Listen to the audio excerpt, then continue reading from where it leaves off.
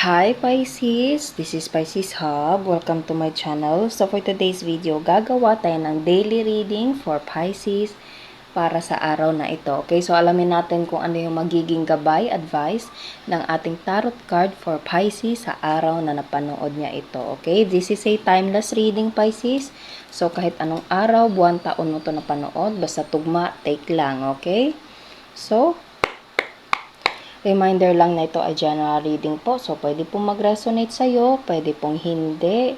And, welcome po ang lahat ng gender, babae, lalaki, LGBT, ay pwede po sa feminine or masculine na energy, okay? Basta mag-resonate, again, take lang. Pag hindi, huwag pong ipilit. Okay?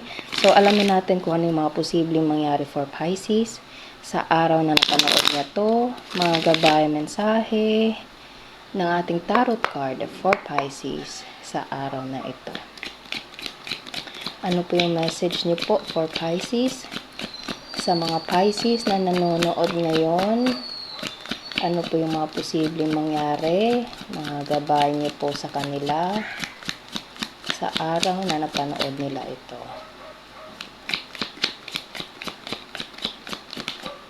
Ayun. So, there's the strength.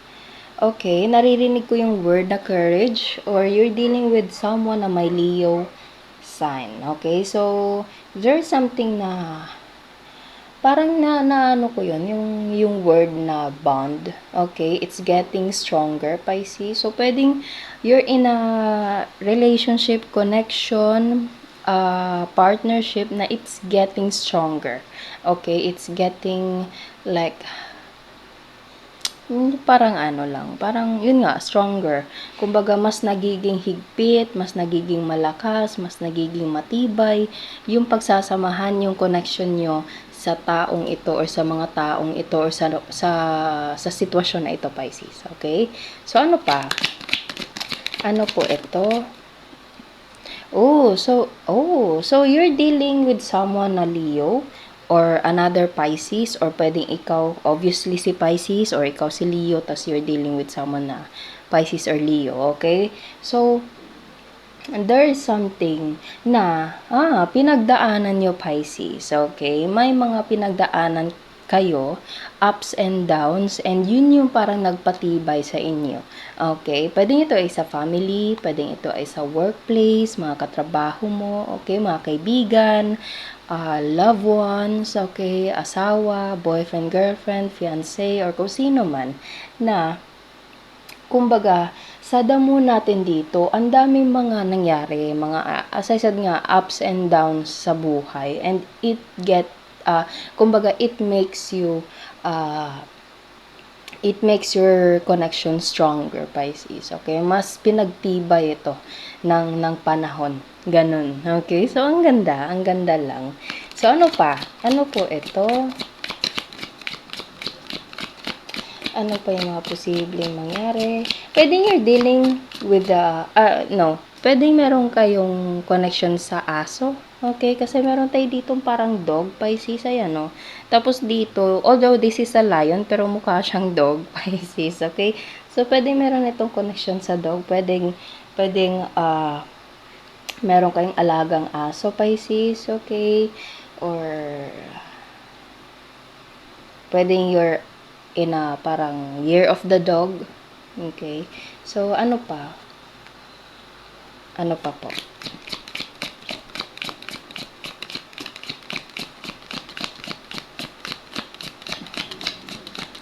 Ay, hala. May nag-flip pala dito. Hindi ko napansin. So, there's a 3 of cups, Pisces. Habang nag-shuffle ako, may napansin ako dito. Ito, nandito siya. So, there's a 3 of cups. There's something na reconciliation, okay, celebration regarding with your connection with these people, okay, or person, Pisces.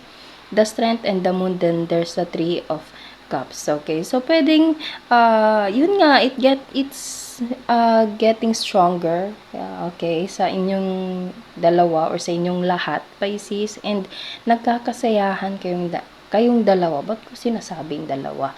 Okay, it's either 2 or more person or people, Pisces. Take nyo lang kung saan mag-resonate, no? Basta, ang tatlong cards natin dito is parang nagiging mas matibay kayo. Okay, yung pagmamahalan nyo, yung tiwala nyo, yung connection nyo, yung partnership nyo, lahat pinagtibay ng panahon, Pisces. Ang ganda nun. Ang ganda i-title ko nga yun. Title natin yun, Pisces. Pinagtibay na panahon. Pinagtibay ng panahon. Okay? So, ang ganda. It's either reconciliation, Pisces. Pwedeng mag-aayos kayo. Okay? Or, pwedeng merong salo-salo. There's a gathering. There's a reunion. Pwede po. Okay? So, pwedeng you're dealing with another water sign, Pisces, Cancer, Scorpio, specifically Pisces or Leo. Okay? So, ano pa? Ano pa po yung message niyo po for Pisces sa araw na ito? Mga gabay, mensahe, mga posibleng mangyari po for Pisces sa araw na ito. May message pa po ba? Pisces. Oh, there's a Queen of Pentacles. And there's something na abundance in this situation, Pisces. Okay? Queen of Pentacles is Queen of Money. Okay? Okay? Queen of Money, Queen of Abundance, Queen of Upgrade, Queen of Prosperity. Okay? Ganun siya. Okay? So, it's either you're a feminine or you're dealing with a feminine. Wala po tayong gender specific. Pero itong connection na ito, it makes you feel like you're blessed. Okay? It makes you feel na sobrang gaan, sobrang ganda lang ng buhay. Ganon, okay? Especially with a situation na pinagtibay kayo, kumbaga, you're dealing with people or person na nandyan sa'yo, okay? And, maganda, ang ganda lang, okay? And naririnig ko yung word na wedding, okay? Parang meron kayong stronger relationship to this person, okay? Or like, matagal na kayo sa trabaho, parang ganun, okay? Or pwedeng family member na pinagtibay ng panahon, may mga pwedeng away kayo nung nakaraan, pero ngayon magkabati na kayo, parang ganun. Ganun, I know, Pisces, nagigets niyo yung sinasabi ko ngayon, okay? And you will feel, or you feel like, you are so blessed, okay, with this Queen of Pentacles. It's either this is a literal na money, pera, trabaho, career, okay, opportunity, or this is something like parang prosperity, abundance, blessed, lucky, ganun. Ganun yung meaning ng Queen of Pentacles natin dito, which is ang ganda. And meron tayo ditong Three of Cups, nagkakasayahan. Ayan, nakikita nyo, nagiinuman, may mga fruits, may mga pagkain dito, may mga iniinom sila dyan na cups, okay? Tapos meron tayo ditong the Strength and the Moon. Okay, so ang ganda lang ng reading natin ngayon, So, sige, kuha tayo ng mga initials, random words, kung sino or ano po yung mga konektado for Pisces sa araw na ito.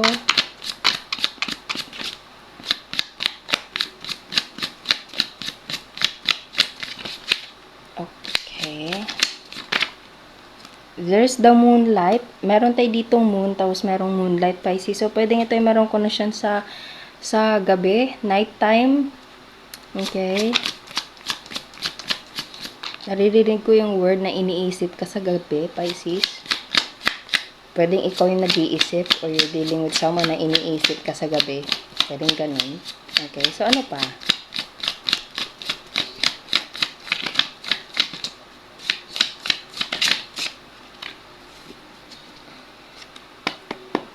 Mga initials po ng taong dinidil ni Pisces na konektado sa ating reading ngayon.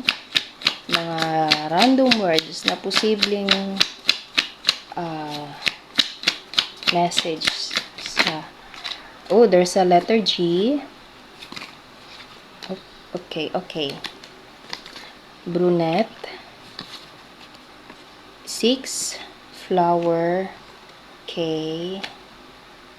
Take nyo lang, Pisces, kung mag-resonate, okay? So, ano pa? Meron pa po ba?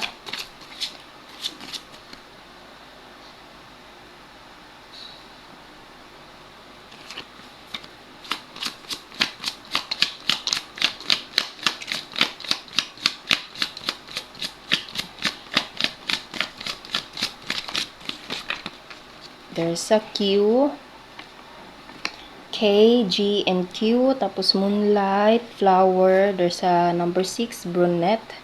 Okay, so pwedeng nandito Pisces, pwedeng wala. Take mo lang. Okay, so yun po ang ating reading for Pisces sa araw na ito. Naway nagustuhan niyo po. Huwag niyo po sanang kalimutan na mag-like at mag-subscribe po sa ating channel. And click the bell button para ma-notify po kayo sa next videos na i-upload natin. Okay? So, thank you Pisces and God bless!